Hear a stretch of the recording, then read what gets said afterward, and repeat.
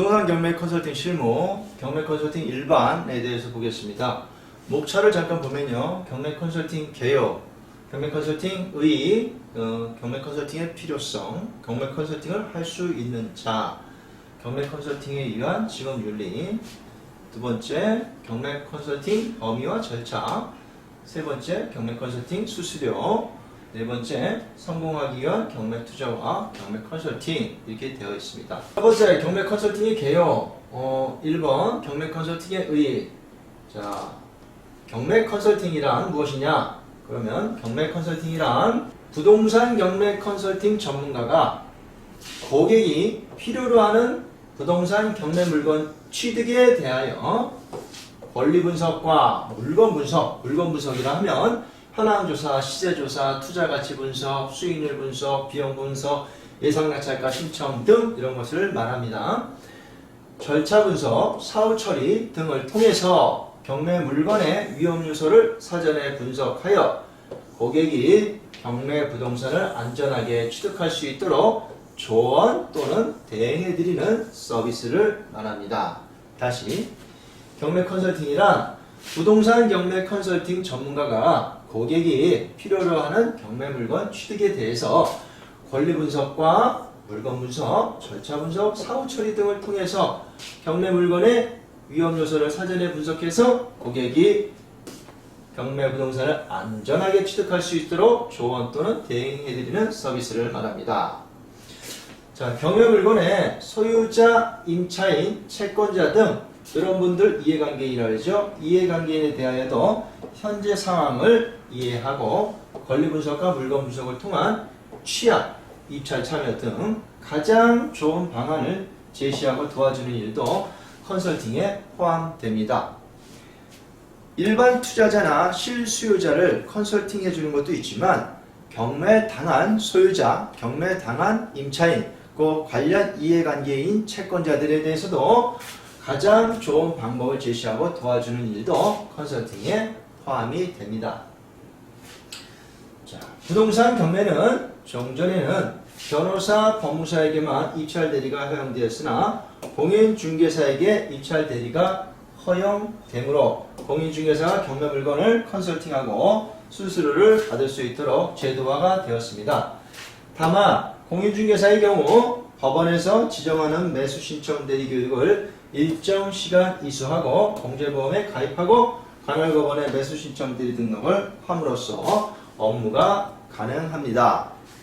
부동산 경매는 변호사, 법무사, 공인중개사 모두의 영역이지만 부동산의 물건 분석, 가치 분석이죠. 이 물건 분석이 제일 중요하다고 할 수 있습니다. 그러므로 공인중개사에게 가장 적합한 영역이라고 할 수 있어요. 자, 부동산 경매의 주연은 공인중개사고 조연은 변호사, 법무사라고 할 수 있습니다. 주된 업무를 보면 물건 분석과 권리 분석은 경매 전문 공인중개사가, 등기는 법무사, 경매 소송은 변호사, 이렇게 봄이 주된 업무라고 할 수 있겠습니다. 자, 경매 컨설팅의 필요성. 부동산 경매를 하는 이유 중 가장 큰 이유는 일반 부동산 매물보다 저렴하게 부동산을 매입할 수 있다는 점일 것입니다. 그런 이유로 많은 사람들이 경매를 배우고 투자를 하고 있는 현실입니다. 하지만 경매를 배우고 참여하고 싶어도 시간이 없는 분, 물건 분석에 대하여 확신이 없는 분, 리스크를 줄이고 싶은 분, 경매를 잘 모르는 경매 물건의 소유자 및 임차인들에게는 여전히 부동산 경매 컨설팅의 도움을 필요로 합니다. 자, 그래서 경매를 컨설팅을 필요로 하는 자, 실구매자, 투자자, 소유자, 임차인 등이 있겠습니다.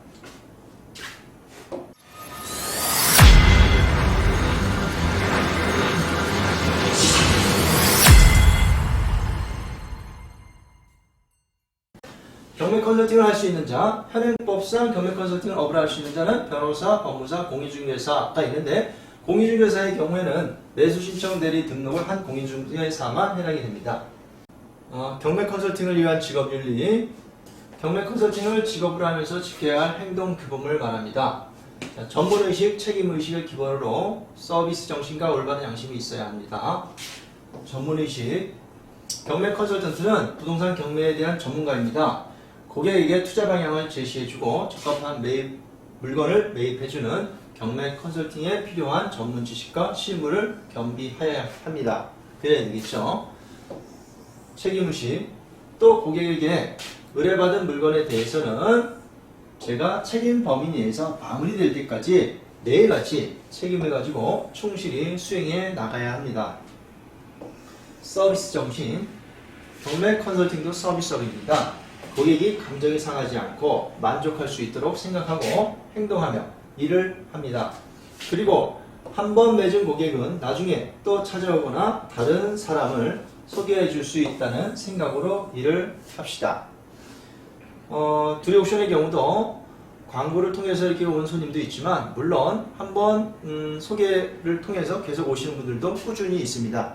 그렇기 때문에 내가 이 고객에게 일을 해줄 때 다른 손님에게 또 소개도 해줄 수 있고 또 내가 일을 잘못하면 다른 분에게 안 좋은 또 소문도 낼 수 있다는 이런 부분을 염두에 두고 일을 하시기 바랍니다.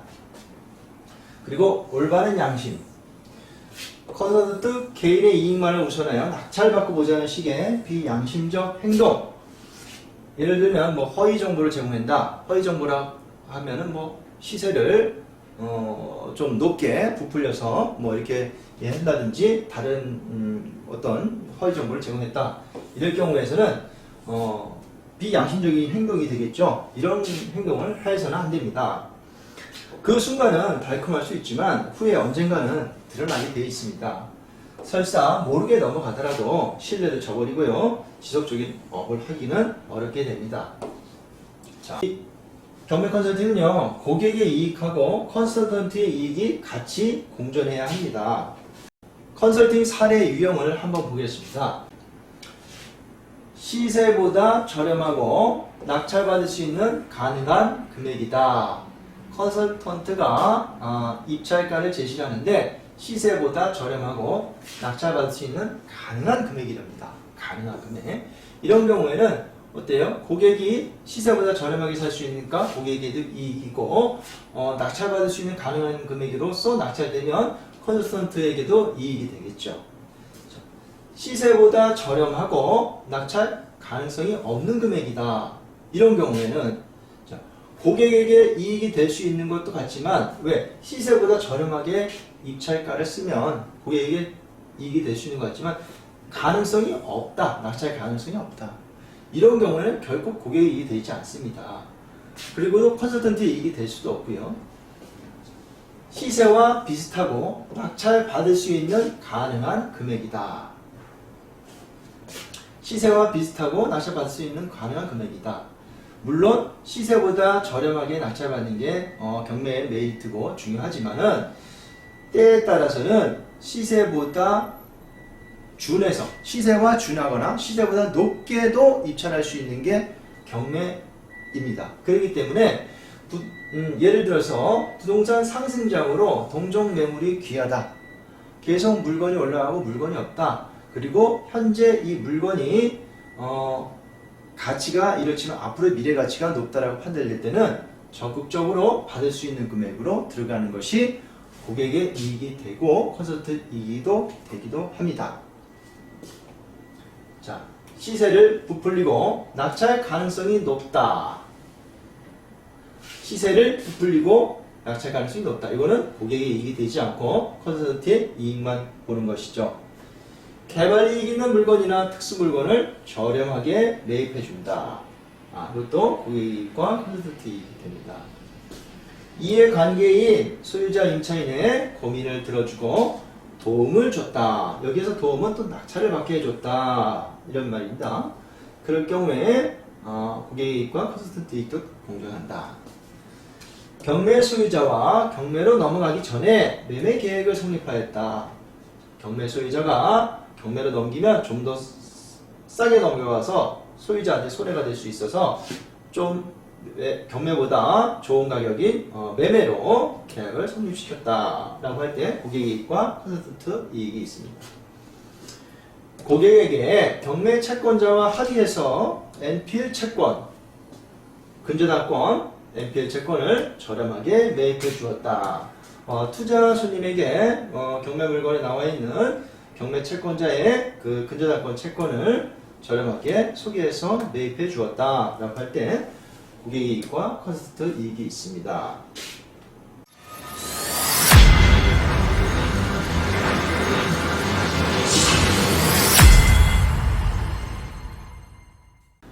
경매 컨설팅 범위와 절차, 경매 컨설팅 범위를 보겠습니다. 경매 컨설팅의 범위는요, 자, 권리 분석, 물건 분석, 예상 낙찰가 분석, 법원 입찰 지원, 잔금 대출 등기, 부동산 명도, 매매, 임대, 리모델링 이렇게 되어 있습니다. 하나씩 보겠습니다. 경매 컨설팅의 범위는 이 내용에 있어서는 저희 두리 옥션의 경우를 설명을 드리는 겁니다. 자, 권리 분석이라는 것은 대장물의 권리관계, 그 다음에 인수되는 권리 및 고객이 부담해야 할 사항의 정확한 설명과 그에 관한 자료를 제시하는 등의 권리 분석 행위를 말합니다. 권리 분석을 할 때는 권리 분석에 대한 보증서를 제공합니다. 물건 분석은 대상물의 현장 조사, 임대차 및 점유 현황 파악을 하고 시세 및 경제적 가치를 파악하는 행위를 말합니다. 예상 낙찰가 분석, 권리 분석과 물건 분석, 거래 사례, 그다음에 낙찰 사례, 예상 입찰자 수, 기타 사정을 고려한 예상 낙찰가를 분석합니다. 법원 입찰 지원, 입찰 법원에 동행해서 입찰 서류 작성 및 제출에 대한 안내를 해드리고요. 현장에 자문 서비스를 지원합니다.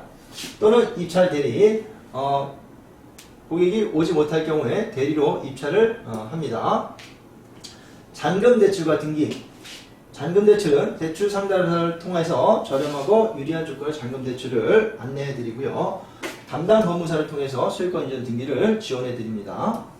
그리고 부동산 명도, 자, 협의 이사를 하고요. 협의가 불가능할 때는 법원에 강제 집행 신청을 하고요. 때에 따라서는 인도 명령이 안 되고 이런 경우에는 명도 소송을 통해서 부동산을 인도받을 경우가 있습니다. 이런 경우에는 제2변호사를 통해서 진행을 합니다. 그리고 매매, 임대, 리모델링, 고객이 원하실 경우에 낙찰 물건의 매매, 임대, 리모델링 서비스를 지원하는데요. 이 경우에는 유료입니다. 경매 컨설팅 절차를 보겠습니다. 경매 컨설팅 절차는요, 첫 번째 고객 유입, 고객이 의뢰를 해야 되겠죠. 고객이 경매 물건을 보고 문의 오는 경우가 있을 것이고요. 또는 우리가 고객에게 관심 물건을 추천해서 의뢰를 받는 경우가 있을 겁니다. 자, 그러면 고객이 이 물건을 좀 컨설팅 해달라라고 문의가 올 경우에 여기서 컨설팅 의뢰 계약을 합니다. 의뢰를 할 때는 회원 가입비로 일정 금액을 받는데요. 이때 회원 가입비가 발생하고요. 의뢰 계약에는 컨설팅 내용, 어떠한 컨설팅을 한다, 수수료는 얼마다, 그리고 컨설팅이 잘못됐을 때 손해배상은 어떻게 한다라는 이런 상호 권리와 의무가 기재된 컨설팅 계약서를 작성합니다. 그리고 계약서를 이렇게 작성하게 되면 이 물건에 대해서 우리는 이제 조사를 시작합니다. 자, 물건을 의뢰받고 의뢰 계약서를 쓴 다음에 물건을 조사를 합니다. 자, 이 물건 조사에는 대표적인 권리 분석과 물건 분석이 진행이 되겠죠. 대상 물건에 대한 권리 분석, 물건 분석을 위한 시세 조사, 현장 조사를 나가게 됩니다. 자, 물건 조사를 다 하면 네 번째 컨설팅 보고서를 작성합니다. 그리고 이 컨설팅 보고서를 작성한 것은 고객에게 제공하고 브리핑을 해드립니다. 컨설팅 보고서에는 권리 분석, 시세 분석, 수익률 분석, 투자 가치 의견, 비용 분석, 예상 낙찰가 분석 등 보고서 제공과 브리핑이 있습니다.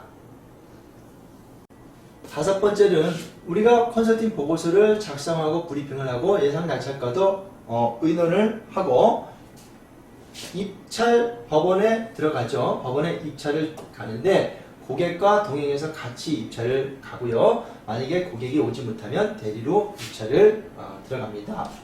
만약 입찰을 해서 6번 낙찰이 되었다 또는 낙찰받지 못했다, 폐찰이 되었다 이런 경우가 있죠.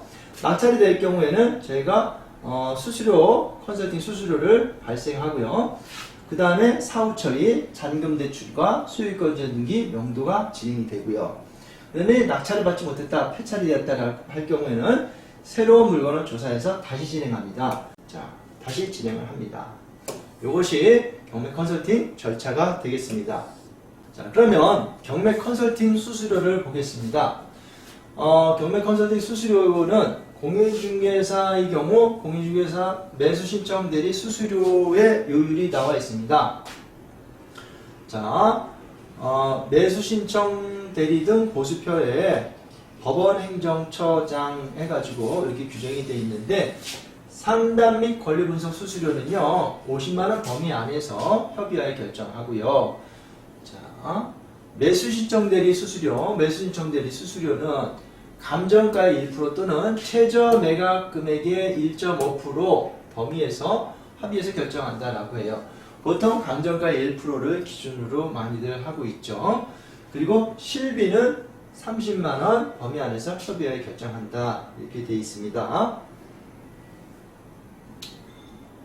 자, 이 문제점을 보면 낙찰받지 못한 경우에 고객에게 상담 및 권리 분석 수수료와 실비를 청구한다는 것, 이것은 좀 현실적으로 고객한테 받기가 좀 어렵죠. 낙찰받지 못했는데 상담 수수료와 실비를 청구한다는 것은 현실적이지 않다는 점이 있고요. 그리고 이 수수료율의 결정, 이건 합의해서 결정한다. 이런 부분도 현실적이지 않은 점이 있어서 실무상으로는 대부분이 일반 컨설팅 계약서를 작성해서 진행을 하고 있습니다.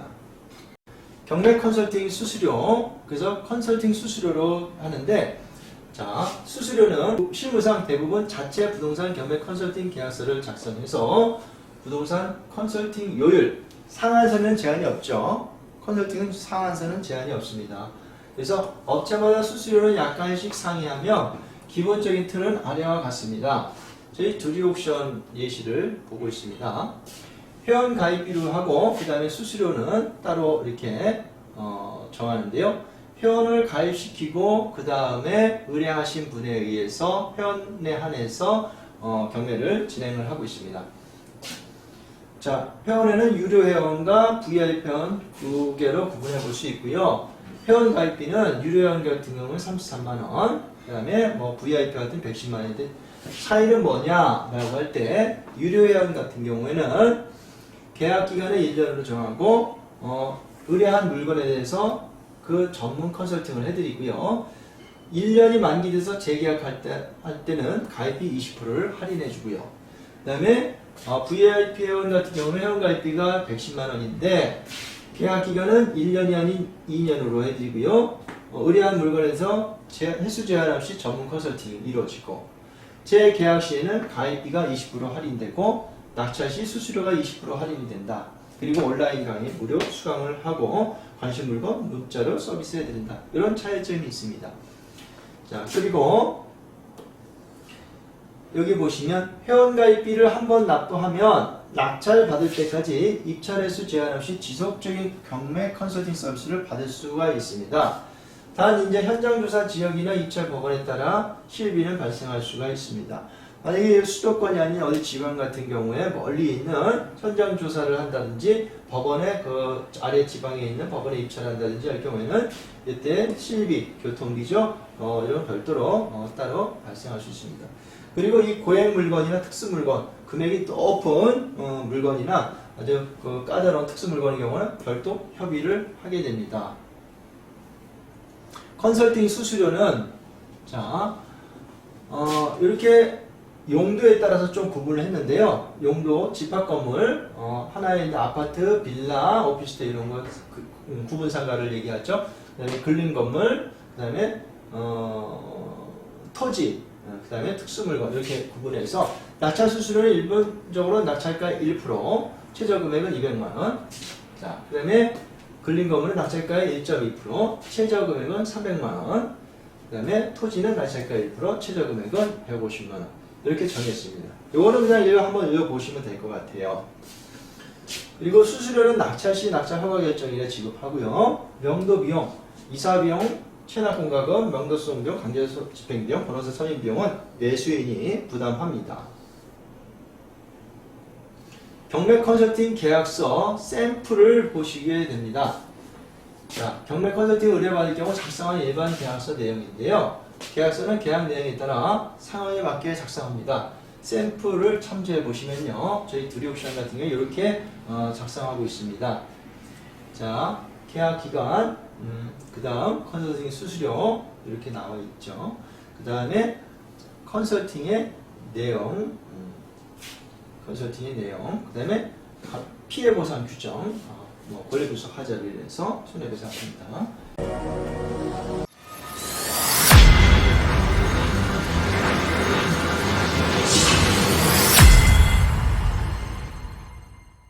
자, 성공하기 위한 경매 투자와 경매 컨설팅.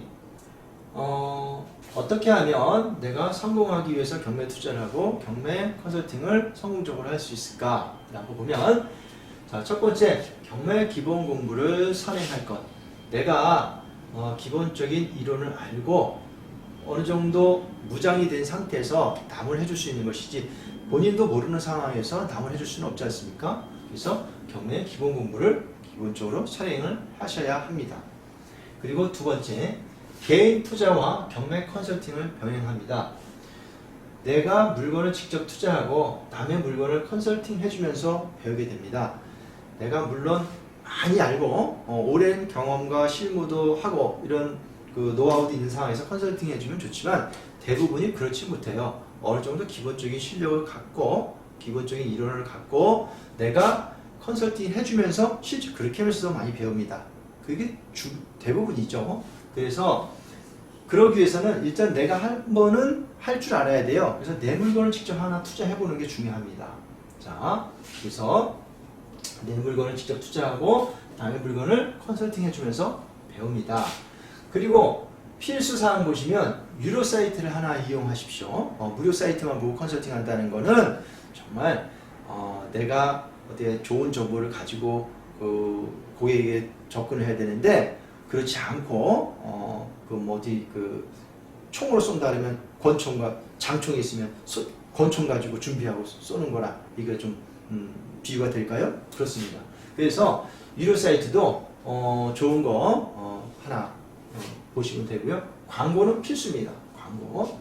내가 꾸준히 이어가기 위해서는 광고를 내서 고객을 유입시키고 내가 그 고객을 위해서 또 현장 조사도 하고 권리 분석도 하고 이렇게 이어지게 되거든요. 그래서 오래 하기 위해서는 유료 사이트를 이용하고 또 광고도 꾸준히 내야 됩니다. 자, 내용을 보면 경매 컨설팅 기본 지식, 경매 컨설팅의 최소 필요한 부분만 우선 공부하고 많은 것은 실무와 병행하면서 배웁니다. 기본 지식을 쌓으라고 했어요. 그리고 본인 물건을 투자합니다. 본인 물건을 제일 먼저 해보세요. 돈이 없어 못한다는 것은 사실상 핑계입니다. 최소 자금에 맞게 해보고 안 되면 모으세요. 본인 물건을 해보게 되면 컨설팅이 쉬워집니다. 본인 투자 물건에 대한 꾸준한 소품과 발품, 본인이 자금 부족 등 하기 어려운 물건은 고객에게 소개해 주시면 돼요. 이 물건은 참 좋은데 내가 돈이 없어. 그럼 어떡하지? 이런 고객한테 이 물건을 소개해 주는 것이죠. 그래서 또 컨설팅이 되는 거고. 예. 컨설팅에서는 꾸준한 광고 활동, 이것이 지속적인 고객을 유입할 수는 바탕이 됩니다. 그래서 꾸준한 광고 활동을 통해서 의뢰 물건을 분석하고 공부하고 발품을 팔고 수수료를 창출하게 됩니다. 경험이 누적이 되겠죠. 그리고 의뢰 고객, 잠재 고객을 확보하고 관리하세요. 의뢰한 고객, 잠재 고객들이 있습니다. 이것들을 내가 쭉 관리하다 보면 많은 광고를 하지 않더라도 이 잠재 고객, 의뢰 고객들이 또 다시 이어지게 됩니다. 본인의 전문 영역을 또 만들어라. 예를 들면 남들이 다 아는 컨설팅이지만 내가 어느 분야에서 전문가가 되겠다. 나는 토지에 대한 컨설팅 전문가, 아니면 공장에 대해서 경매 컨설팅 전문가, 아니면 상가 이 부분, 아니면 특수 물건에서도 그 영역에서도 지분에 대해서, 지분 경매에 대해서 전문가, 유치권에 대한 전문가. 내가 원하는 전문 영역을 하나 만드십시오. 내가 가장 관심을 갖고 전문적으로 흥미 있는 물건, 이걸 가지고 공부를 하다 보면 전문가가 되고 거기에 대한 컨설팅 하기도 또한 쉽고 유리해질 것입니다. 자, 그래서 성공투자, 성공경매 컨설팅으로 이루어진다라고 보고 있습니다.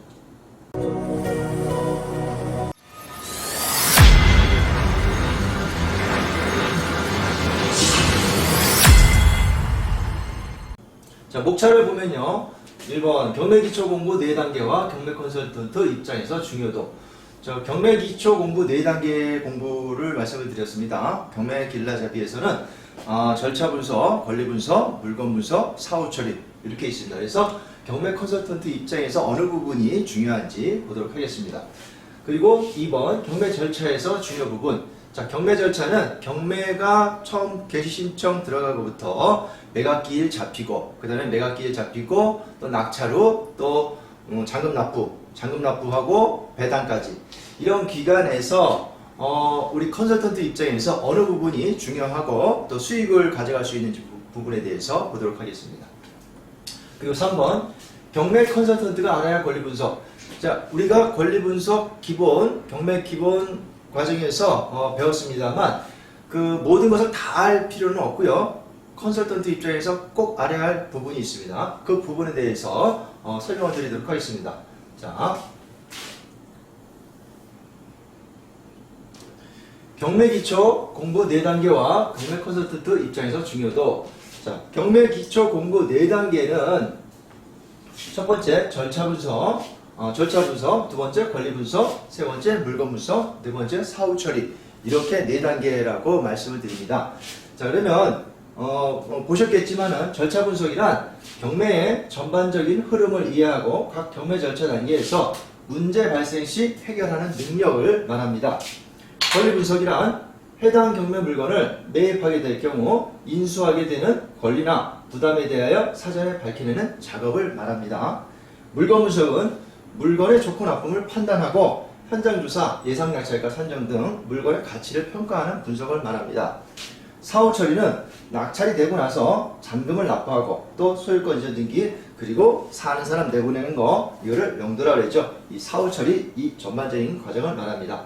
자, 그러면 경매 공부 4단계에서 절차 분석, 권리 분석, 물건 분석, 사후 처리에서 우리 경매 컨설턴트 입장에서 어느 부분이 중요할까 보는 것이죠.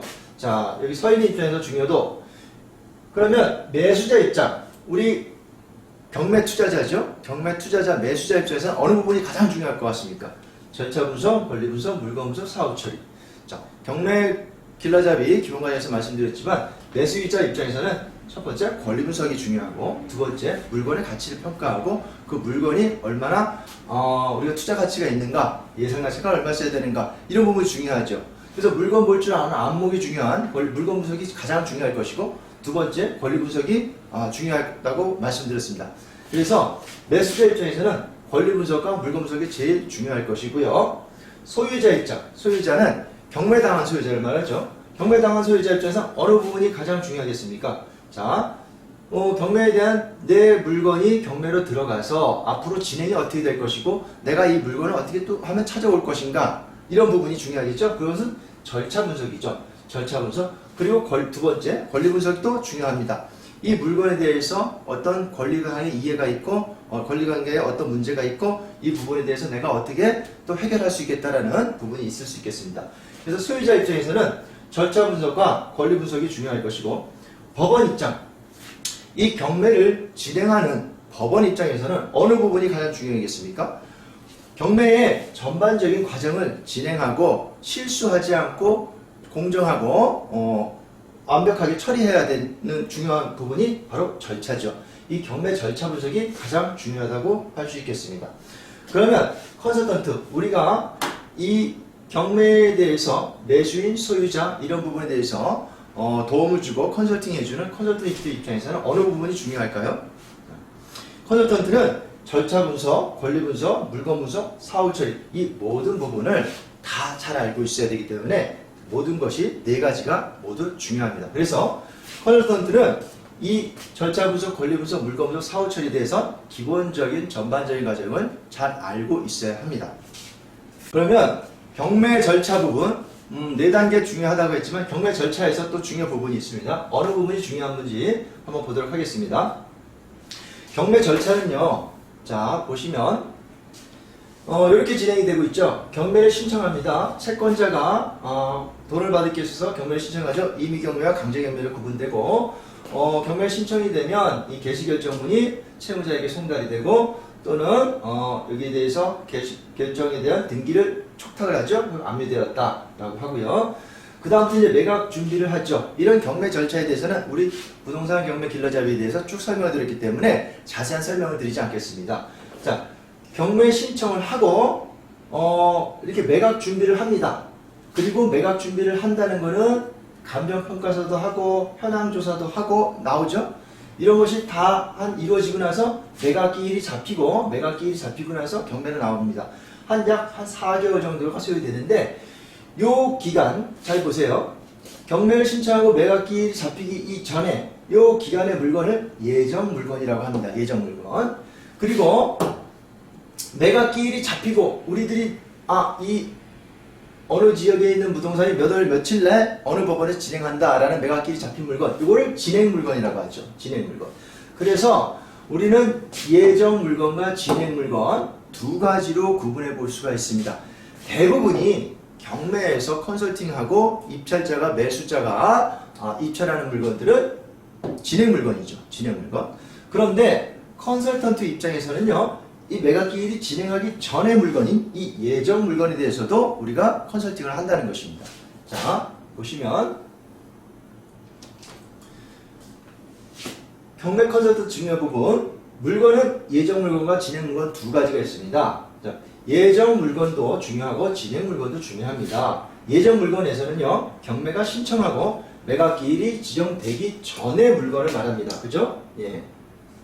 그래서 이런 물건은 어떻게 컨설팅을 하냐면 해당 경매에 당한 물건지를 방문할 수도 있고요. 방문해서 소유자 임차인에 대해서 거기에 대해서 진행하는 경매 물건에 대해서 상담해주고 컨설팅을 해주는 부분은 방문할 수 있고요.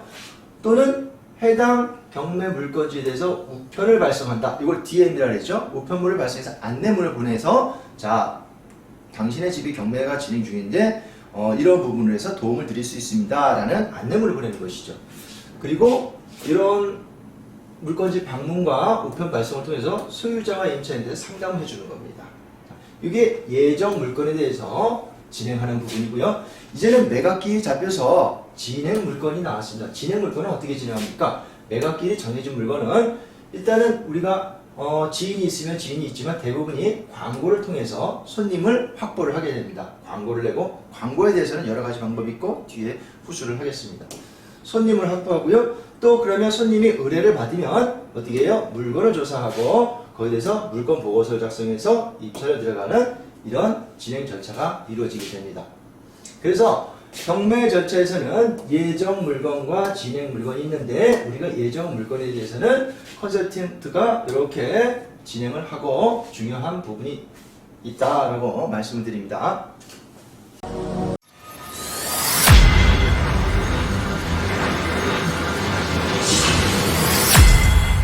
자, 이번에는 경매 컨설턴트가 알아야 할 권리 분석 핵심 사항을 말씀드리겠습니다. 자, 권리 분석의 구조는요. 우리가 권리 분석을 한다 그러면 제일 먼저 보는 공적 장부가 등기부등본이죠. 그러면 등기부등본에 대해서 볼 줄 알아야 되겠습니다. 등기부등본의 구조는요. 어떻게 되어 있어요? 등기부상에 표제부, 갑구, 을구로 표시가 되어 있죠. 자, 표제부에서는 보아야 될 것이 대지권, 미등기, 토지 별도 등기에 대해서 보입니다. 표제부는 부동산 표시에 관한 사항이고 또 집합건물 같은 경우에는 대지권이라는 것이 있죠. 그래서 이 대지권이 있는 경우도 있고 없는 경우도 있고 또한 대지권이 있지만 토지 별도 등기라는 대지권에 어떤 권리 제한이 사항이 있으면 그런 표시를 하죠. 토지 별도 등기 있음. 이런 부분을 확인합니다. 그리고 갑부에는 소유권에 관한 사항이 기재가 되기 때문에 여기에는 가압류, 압류, 가처분, 가등기가 기재가 됩니다. 그리고 을구에는요. 소유권 이외에 관한 사항이 기재가 됩니다. 소유권 이외에 관한 사항이 기재가 되는데 여기에는 근저당권, 전세권, 임차권, 취산권, 지역권 이런 부분이 기재가 되고요. 이러한 등기부상의 권리 분석을 우리는 할 줄 알아야 되고요. 등기부상에 나타나 있는 권리 분석 외에 등기부 외의 권리 분석이 있습니다. 이것이 대표적으로 우리가 임대차죠. 임대차는 우리가 주택 임대차 그리고 상가 건물 임대차로 구분해 볼 수가 있어요. 우리가 주택을 임대차 할 때는 주로 전세권 설정 등기를 하지 않고 전입신고하고 확정일자를 받죠. 그러면 그거는 주택임대차 보호법에 의해서 보호해 주기 때문에 거기에 일정한 대항력과 우선 변제권을 확보해 줍니다. 그래서 임대차는 등기가 되지가 않아요. 그래서 등기부에 나타나지 않는 거 권리분석, 주택임대차, 또 상가 건물 임대차, 상가도 사업자 등록을 하고 확정일자를 받으면 거기다 상가 건물 임대차 보호법에 의해서 보호를 해주게 됩니다. 그래서 등기부 외의 권리 분석, 임대차 부분을 공부를 합니다. 임대차 주택은 우리가 전입세대 열람을 확인하고요. 상가는 등록상의 현황조사. 이거는 어떻게 되어 있어요? 매각 물건 명세서에 기재가 되어 있습니다. 자, 그리고 특수 권리인 유치권, 법정지상권, 유명기지권이 있다. 유치권 등기가 안 됩니다. 법정지상권 등기가 안 되죠. 자, 우리가 부동산 경매 길라자기 위해서 기본적인 공부를 했기 때문에 자세한 설명을 드리지 않습니다. 그래서 권리 분석의 구조를 간단히 말씀을 드리면, 자, 등기부상의 권리 분석과 등기부 외의 권리 분석으로 구분해 볼 수 있고, 이거를 우리가 항상 사법상의 권리 분석이다라고 표현을 합니다. 그러면 사법상의 권리 분석에 여기에 대응하는 게 이제 공법상의 권리 분석이 있는데, 이거는 뭐냐? 공법상의 구제를 검토해서 우리가 매입하고자 하는 토지 건물의 이용 가능성 및 활용 가치를 판단하는 분석을 말합니다. 예를 들면 그 건물이 해당 건물이 용도대로 사용하지 않고 불법 개조했다. 이런 경우에 불법 건축물이 되죠. 이런 건축물 대장을 띄워보면은 불법 건축물이라고 표시가 되는 경우가 있습니다. 그러나 항상 건축물 대장에 있어서 불법 위반 건축물이라고 표시가 되어 있지 않다고 해서 그것이 위반 건축물이 아닌 건 아니에요. 현황과 실제 건축물 대장의 용도와 실제 현황이 다르면, 예를 들면 주택으로 허가를 받아서 건축물 대장이 됐는데 실제로는 상가로 쓰거나, 아니면 그 반대로 근린생활시설로 건축물 대장이 됐는데 실제로는 주택으로 쓰더라. 그리고 무단으로 증축을 했다. 이거는 위반 건축물이다. 그리고 건축물 대장을 띄워봤는데 그것이 위반 건축물이 아니네, 써있지 않다 라고 해서 위반 건축물이 아닌 건 아닙니다. 적발이 되지 않았기 때문에 그것이 위반 건축물 대장에 기재가 되지 있지 않았을 뿐입니다. 그래서 컨설턴트는요, 실제 현황을 가보고 건축물 대장과 일치하는지를 판단할 필요가 있습니다. 그래서 이것은 등기부상에 나타나지가 않죠. 공법상의 권리 분석이라 해서 위반 건축물, 불법 건축물 이런 부분을 판단을 합니다. 그리고 용도 변경, 우리가 내가 사업하고자 하는데 여기를 학원으로 이용하고 싶다. 저 상가를 낙찰받아서 학원을 이용하고 싶다. 그런데 그 학원으로 용도가 나와야 되는데 학원으로 용도가 되지 않는 경우에는 받아서는 안 되겠죠. 그래서 용도 변경이 가능한지, 내가 투자하고자 하는 목적에 용도 변경이 가능한지 이런 부분을 또 알아보셔야 되는 것이 공법상의 권리 분석이고요. 해당의 물건에 대한 건폐율 용적률, 토지를 매입했을 때 이 땅에 대해서 건물을 몇 평을 짓고 최대 몇 층까지 지을 수 있을까? 건폐율 용적률을 또 이제 파악을 하는 겁니다. 그리고 여기에 대한 토지와 관계된 공법에는요, 뭐가 있냐면 국토의 계획 및 이용에 관한 법률, 그 다음에 개발제한구역의 지정 및 관리에 관한 특별지법, 개특법이라 그랬죠. 농지법, 산림자원의 조성 및 관리에 관한 법률, 산림법, 측량수로 조사 및 지정에 관한 법률, 부지적법을 말합니다. 건물과 관계된 공법에는요, 건축법과 주택법, 도시개발법, 도시 및 주거환경법이 있습니다. 자, 그럼 컨설턴트는 이러한 거에 대해서 공법상의 권리 분석인 이런 법에 대해서 모든 것을 다 알고 있어야 되냐? 그렇지 않아요. 이런 것을 다 할 수도 없고요. 다 해서 공부를 해서 시작한다는 것은 사실상 불가능합니다. 그러면 어떻게 하냐? 해당 물건의 권리 분석은요, 우리가 해당 물건을 권리 분석할 때 기본적인 권리 분석을 우리가 공부했습니다. 그리고 그 자세한 내용은요, 해당 물건을 분석하면서 공부를 하시면 돼요. 그래도 충분합니다. 그래야지 더 생생하게 내 것으로 와닿습니다. 자, 그래서 우리가 구조는 권리 분석의 구조는 사법상의 권리 분석과 공법상의 권리 분석으로 구분해 볼 수가 있고, 사법상의 권리 분석은 등기부상의 권리 분석을 하고 등기부 외의 권리 분석인 임대차 부분을 공부를 하면 주가 되는 것이고요. 그 외에 해당하는 근린주택이나 토지나 이런 부분에 있어서 검토를 한다 할 때 해당 관련 법과 이런 것들을 확인을 하시면 되겠습니다. 말소 기준 권리는 우리가 해당 등기부상에 있는 권리가 내가 매입을 했을 때 경매로 취득을 했을 때 말소되는 게 있고 인수되는 권리가 있을 겁니다. 여기에 대한 말소 또는 인수의 기준이 되는 권리를 말소 기준 권리라고 하는데 여기에는 총 6가지가 있다고 그랬죠. 저당권, 근저당권, 압류, 가압류, 가등기, 경매 기입 등기 총 6개가 있습니다. 그러면 요 전세권, 세무된 전세권은 뭐냐? 요거는 말소 기준 권리가 될 수도 있고 되지 않을 수가 있습니다. 전세권이 말소 기준 권리가 되는 경우는요. 건물 전부에 대한 전세권이어야 됩니다. 건물 일부에 대한 전세권은 해당하지가 않습니다. 그리고 건물 전부의 전세권이 최선순위 전세권자로서 배당 요구를 하거나 경매를 신청했을 경우에 말소 기준 권리가 되는 것이고요. 그렇지 않은 경우에는 말소 기준 권리가 되지 않습니다. 등기부에 나타나지 않는 분석인 임대차 분석에 있어서 중요한 용어가 있습니다. 임대차 분석에 있어서 대항력 우선 변제권, 최우선 변제권 요 용어에 대해서 공식을 우리가 암기를 해야 됩니다. 암기를 해야 돼요. 자, 그러면 대항력은 대항력 우선 변제권, 최우선 변제권. 대항력은 뭐냐? 낙찰자에게 배당받지 못한 보증금을 정액 청구할 수 있는 힘. 누가? 전 소유자, 전 임차인이 새로운 매수인 낙찰자에게 내가 배당받지 못한 보증금을 전액 청구할 수 있는 힘을 대항할 수 있는 힘입니다. 대항력이라고 해요.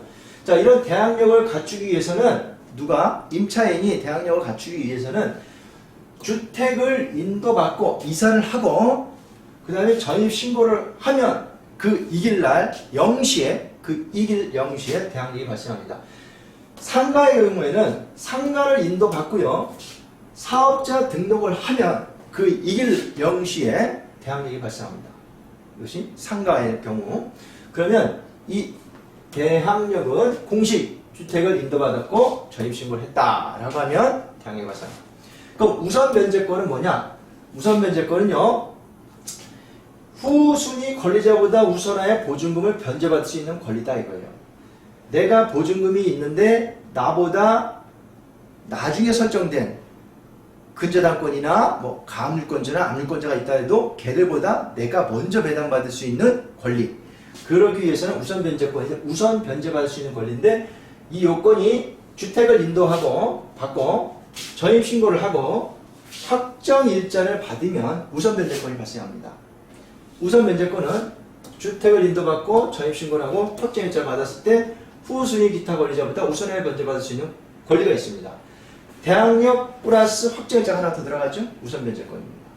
자, 그러면 최우선 변제권은 뭐냐면 소액 임차인은 나중에 내가 나보다 먼저 앞선 근저당권이나 이런 권리가 있다 하더라도 내가 나중에 전입되더라도 소액 임차인, 일정한 보증금을 가진 소액 임차인은 그 주택 가액 2분의 1 범위에서 다른 담보물권 부자보다 우선하여 변제받을 수 있는 권리입니다. 그죠? 그러기 위해서는 이 최우선 변제권은 주택을 인도받고요. 전입신고를 하면 최우선 변제권을 발생합니다. 상가의 경우는 상가를 인도받고 사업자 등록을 합니다. 최우선 변제 보증금을 받기 위한 임차인의 소액 임차인의 범위와 지역은 각각 우리 도표에 있으니까 그걸 참고하시면 됩니다. 그래서 이 공식을 알아두셔야 돼요. 대항력 우선 변제권, 최우선 변제권. 자, 주택의 인도를 받고 전입신고를 하면 대항력이 발생합니다. 우선 변제권, 주택의 인도, 전입신고, 확정일자. 최우선 변제권은 주택의 인도와 전입신고. 확정일자를 받아야 된다? 아니에요. 확정일자 필요 없어요. 대항력을 발생하기 위해서는 주택의 인도와 전입신고를 하고 확정일자 받아야 된다? 그렇지 않아요. 확정일자 없어도 대항력 발생합니다. 그러면 우리가 좀 전에 본 말소기준 권리를 공부했습니다. 말소기준 권리. 거기에서 말소기준 권리보다 이 대항력이 있는 임차인이 뭐예요? 전입신고죠? 전입신고가 먼저 앞섰다라고 하면 대항력이 있는 거죠. 그리고 말소기준 권리보다 전입신고가 뒤에 있다 그러면 대항력이 없는 겁니다. 권리 분석하면서 꼭 보아야 할 서류가 있어요. 뭐냐? 모든 물건이 공통됩니다. 꼭 봐야 할 물건인데 공통된 물건이에요.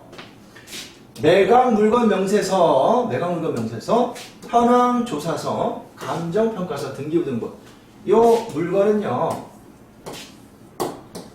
어떠한 경매 물건이라든지 꼭 보셔야 할 물건 서류입니다. 서류입니다. 그리고 건물 같은 경우에는 띄워봐야 될 게 건축물 대장은 꼭 띄워보셔야 됩니다. 우리가 단독 주택을 한다, 상가 건물을 한다, 빌딩을 한다, 부분 상가를 한다라고 하더라도 해당 건축물 대장을 꼭 띄워보셔서 거기에 해당하는 건축물에 대한 위법 여부와 건축물 대장의 상이한 점들을 확인해 보십시오. 토지의 경우도 꼭 띄워봐야 할 서류가 있습니다. 확인해봐야 할 서류가 토지 이용 계획 확인원입니다. 이거는 꼭 확인하셔야 됩니다.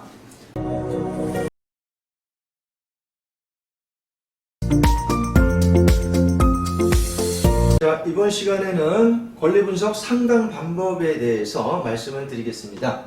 권리분석 상담 방법은 의뢰받기 전에 상담하는 요령에 대해서 말씀을 드릴 건데요. 자, 권리분석에 대해서 문의를 왔다. 고객분들이 전화로 오는 경우가 대부분이죠. 경매 물건을 보고 고객으로부터 문의가 옵니다. 그러면 제일 먼저 보여야 될 게 우리 경매 사이트를 열고 사건 번호를 확인하는 겁니다.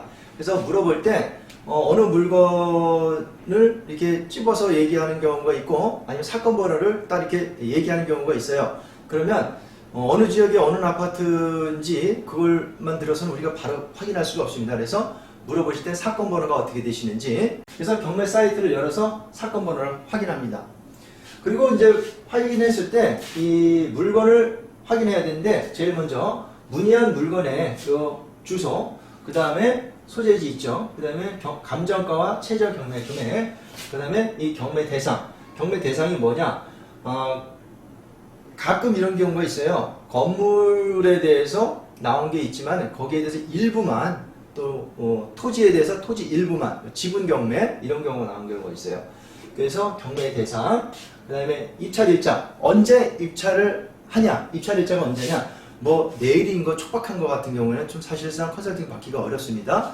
그래서 여유가 있는 경우 이걸 확인해 봅니다. 그래서 입찰 일자를 보고요. 자, 그러면 문의한 물건에 대해서 주소와 감정 금액이 얼마고 현재 유찰됐고 얼마에 진행이 되는지, 그 다음에 경매 대상이 전체인지 일부인지, 그리고 입찰 일자는 언제인지 이 정도 순으로 빠르게 이렇게 파악을 합니다. 물건을 확인해 보고요. 그 다음에 두 번째로는 기초 권리 관계를 확인합니다. 기초 권리 관계라는 것은 해당하는 물건에 대한 등기부상의 말소 기준 권리를 찾고요. 거기에 대해서 주택 같은 경우에 임대차가 있으면 임차인의 대항력 여부를 판단합니다. 상가도 마찬가지로 상가 임차인의 대항력 여부를 판단합니다. 이 정도가 기초 권리 관계의 확인입니다. 그럼 등기의 말소 기준 권리를 찾는데 우리가 말소 기준 권리에 대해서 공부를 했습니다. 하지만 사실 말소 기준 권리에 대해서 다 외우지 못해도 우리 유료 사이트에는 이런 말소 기준 권리가 다 표시가 되어 있어요. 그래서 간단하게 보실 수가 있고요. 자, 말소 기준 권리 먼저 찾으면 제일 먼저 근저당권 하나은행 여기 예시를 봅니다. 여기 말소 기준 권리라고 써 있죠. 자, 요 말소 기준 권리가 2006년 6월 1일 날 설정되어 있습니다. 그러면 임대차 관계, 임차인이 유무와 전입일자를 하는데 임차인이 있냐 없냐? 법원 조사를 보니까 조사된 임차 내역이 없고, 그러니까 전입세대 연락 보니까 2008년 11월 26일 이 누구가 전입이 되어 있습니다. 그러면 일단 전입이 되어 있다 하더라도 말소 기준 권리 2006년 6월 2일 이후에 전입된 2008년 11월 26일이기 때문에 대항력이 없죠. 대항력이 없습니다. 그래서 대항력이 없는 경우고 인수 권리가 없어 보이는 경우라고 할 수 있겠고요. 이번에는 인수 권리가 있어 보이는 경우를 보면, 자, 말소 기준 권리를 보니까 여기 요 사건 같은 경우 하나은행 2018년 4월 25일 날 근저당권 설정입니다. 근데 전입일자는 언제 보니까 전입일이 2012년 10월 31일 날 전입이 되어 있어요. 그러면 말소 기준 권리보다 먼저 전입이 되어 있죠. 자, 그러면은 요거는 대항력이 있어 보여서 만약에 이종만이가 임차인이라 그러면은 이 임차인의 보증금을 인수하게 되죠. 예, 인수하게 돼요.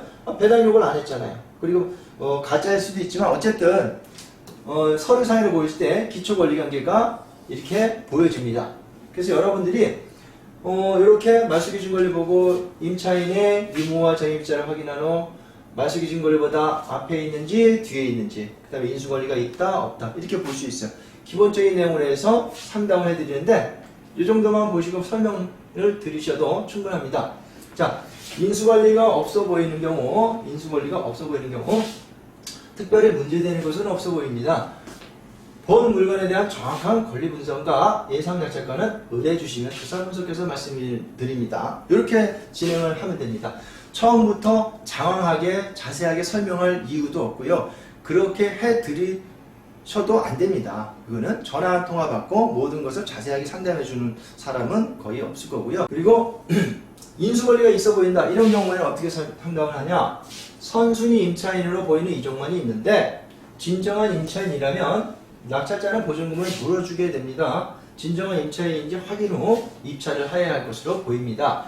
본 물건에 대한 정확한 권리 분석과 예상 낙찰권은 의뢰해 주시면 분석해서 말씀드립니다. 이 정도로 상담을 해드리면 됩니다. 자, 그래서 말씀드렸지만 상담 요령 및 유의사항을 보면 우리가 경매 물건은요 모두가 조사해 놓고 문의 오면 알려주는 것이 아니에요. 물건에 대한 의뢰를 주시면 그때 의뢰를 받고 나서 조사 분석을 하는 원칙입니다. 의뢰를 받고 나서 조사. 불특정 다수인이 문의한 물건에 대해서 우리는 자세히 알 수도 없고요. 설사 자세히 알고 있다 해도 이 내용을 알려줄 필요는 없습니다. 서류에 나오는 기본적인 내용 외에는 조사를 해야 알 수 있다고 말하고 또 그것이 우리 사실이죠. 이 내용을 사실 모르는 거잖아요. 조사하기 전에는 잘 모른다고 하고 그렇다고 해서 내가 모른다고 이 사람이 그것도 몰라 이렇게 말할 사람 전혀 없습니다. 내가 불편할 건 없고요. 상대방의 설명도 잘 못하는 것도 아니에요. 두 번째, 경매 컨설팅은요 항상 의뢰비를 받고 진행해야지 시간 낭비와 후회를 하지 않습니다. 뭐 이런 경우가 가끔 있어요. 자, 의뢰비를 우리가 회원가입비로 기본 30만원, 부가세 별도 33만원을 받는데 뭐 어떤 데는 20만원, 22만원 받는 데도 있습니다. 하지만 어차피 이거를 받고 진행해야지 우리가 현장도 가고 또 거기서 조사도 하고 권리 분석 보고서도 만들어서 브리핑도 하는데 이러한 시간과 노력이 그냥 아무런 대가 없이 했다가는 만약에 이렇게 의뢰비를 받지 않고 조사해서 다 갖다 줬는데 고객이 뭐라 그래요? 딱 이거 생각해 볼게. 아예 안 할래요. 잃어버리면 헛수고한 거예요 그동안에. 그래서 여러분들은 원칙을 새기셔야 돼요. 원칙을 새기셔야 됩니다.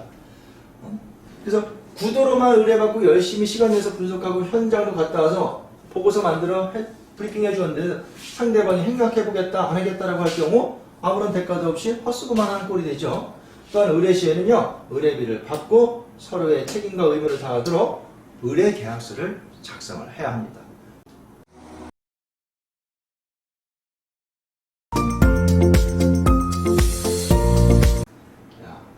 계약서는 우리가 경매 컨설팅 계약서를 작성한다 그랬어요. 컨설팅 계약서를 작성하는데 이 계약서는요 쌍방간에 합의한 계약사항에 관하여 작성한 문서로서 당사자 사이 권리와 의무 등 법률 관계를 규율합니다. 계약서의 작성은 미래의 계약에 관한 분쟁 발생 시 중요한 증빙 자료가 됩니다. 그래서 이러한 권리 분석과 우리가 컨설팅을 해준다고 할 때 거기에 대한 권리 분석 하자에 대해서 손해배상도 하고 또 우리가 컨설팅을 잘해줬을 때 거기에 대한 수수료를 받고 얼마를 받는다 이런 내용들이 기본적으로 기재가 되어 있어야 되겠죠. 계약 자유의 원칙. 계약은요 법의 제한에 저촉되지 않는 한 각자의 자유에 맡겨지며 법도 그러한 자유 결과를 될 수 있는 대로 인정한다는 원칙을 말하는데요. 이 계약 자유의 내용은요 계약 체결의 자유, 계약을 체결할 것인가 누가 체결할 것인가 자유롭게 결정할 수 있고요. 계약 내용 결정의 자유, 계약 당사자가 계약 내용을 자유롭게 결정할 수 있습니다. 계약 방식의 자유, 일정한 방식을 요구하지 않습니다. 그래서 컨설팅 계약서도 어떤 법으로 이렇게 정해져 있는 게 아니고요. 본인들이 자유로운 방식에 의해서 기재하실 수가 있는 것이에요. 하지만 이런 한번 계약은요 구속력이 되죠. 그래서 분쟁 발생 시에 중요한 증빙 자료가 되면서 여기에 대해서 권리와 의무에 대해서 법률 관계를 정해 놓습니다. 그러면 계약서 작성 방법 정형화된 양식은 없습니다. 경매 컨설팅의 표준 계약서는 따로 정해진 것은 없고요. 계약 내용은 A 고객 의뢰인이 경매 컨설팅을 B업체 수뢰인이 되겠죠. B업체에게 의뢰하였고 경매 컨설팅 내용은 무엇이고 수수료의 지급 시기와 금액은 얼마이며 계약 불이행할 경우엔 어떻게 되고 또 권리 분석의 하자로 고객이 손해를 입었을 경우 손해배상을 한다는 것이 주 내용이 될 것입니다.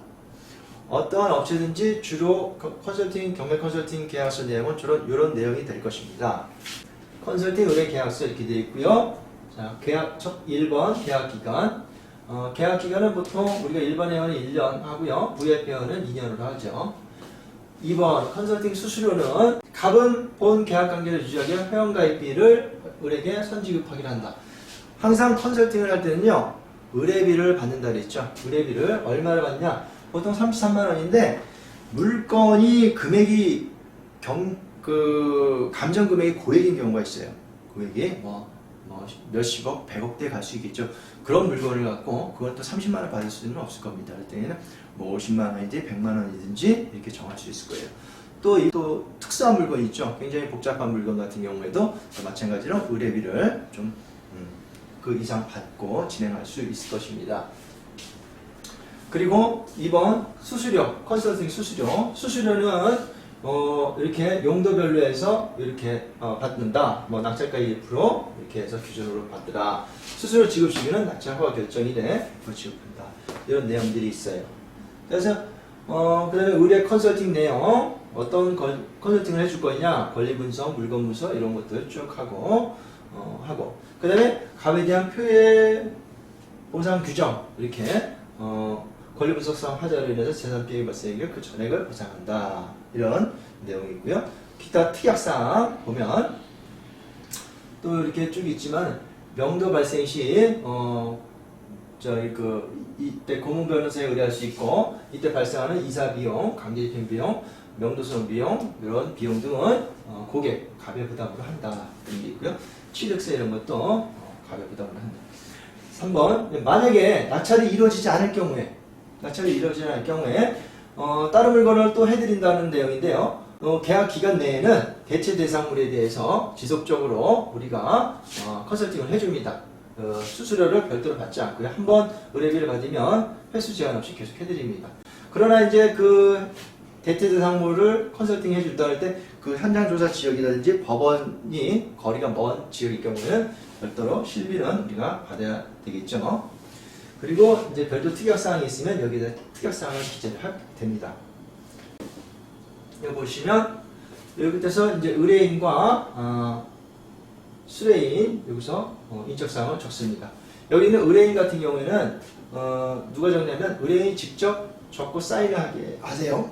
자, 이렇게 해서 한 장으로 간단하게 요약해서 해놨습니다.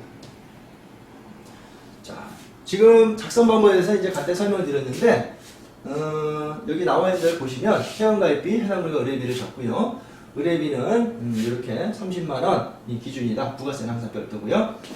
말씀드린 대로 감정금액이 높고 고액 물건이나 난이도가 있는 물건인 경우에는 의뢰비를 이렇게 더 받을 수가 있을 겁니다. 또 실비는 별도이나 첫 번째 물건 경우에는 실비 포함해서 진행해드리는 게 좋아요. 왜냐하면 처음에 33만 원을 받고 또 컨설팅을 해주는데 실비를 별도로 또 청구한다 그러면 좀 싫어하시는 부분이 있기 때문에 여기는 처음에 물건은 실비 포함해 진행하고 있습니다. 그거는 본인들이 하기 나름이에요. 업체마다 다 다르기 때문에 그거는 원하시는 대로 하시면 되고요. 그리고 개인의 경우와 법인의 경우가 있어요. 개인의 경우 현금 영수증을 하고요. 법인의 경우는 세금 계산서를 발행을 해야 됩니다. 수수료도 마찬가지죠. 그리고 현금 영수증 발행할 경우는 개인의 핸드폰 번호, 그리고 법인의 경우에는 세금 계산서를 발행할 사업자 등록증을 받아야 합니다. 그리고 이번 컨설팅 수수료는 수수료 금액을 여기 나와 있는 요율로 달리 정할 때는 특약란 있죠? 특약란 공란에 여기에다가 그럼 컨설팅 수수료는 얼마로 한다 이렇게 하실 수도 있어요. 특약사항 보시면 계약서에 기입되지 않은 특약 내용이 있을 경우 별도 특약사항에 기재합니다. 특약사항 기재 시 주의사항은요. 주의사항을 잘 보세요. 의무 부담 행위의 경우 예컨대 우리 회사에서 무엇을 해주기로 한다. 무엇 같은 경우는 책임을 진다. 이런 내용들 의무 부담 행위의 경우는 신중히 생각하고 기재하시기 바랍니다. 뭐 예를 들면 이런 경우가 있어요. 이 물건에 대해서 대출을 90% 확실히 해준다. 대출이 안 나올 때는 내가 책임을 진다. 뭐 이런 내용들 있죠. 특히 초보자 같은 경우에는 의뢰인이 해달라는 대로 다 해주는 경우가 있을 수 있어요. 그래서 굉장히 위험한 거니까 이런 부분에는 대표자와 항상 의무부담 행위는 먼저 승낙을 받으시고 여기다가 기재를 해야 됩니다. 그리고 4번 계약서 하단 박스 내용에 대상물의 표시는 컨설턴트가 적고요. 의뢰인 인적사항과 사인은 의뢰인이 직접 적습니다. 모두 두 장 작성해서 한 부씩 나눠 가지면 됩니다. 계약서 작성 후 진행 처리는 어떻게 하냐?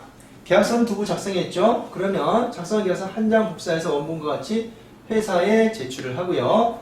고객 영수증 처리할 서류를 첨부를 하는데 법인의 경우 사업자 등록증, 개인의 경우 핸드폰 번호를 주십니다. 그리고 담당자 의뢰 물건은 어떻게 해요? 현장 조사를 나가고 그 다음에 담당자가 물건 보고서를 작성하고요.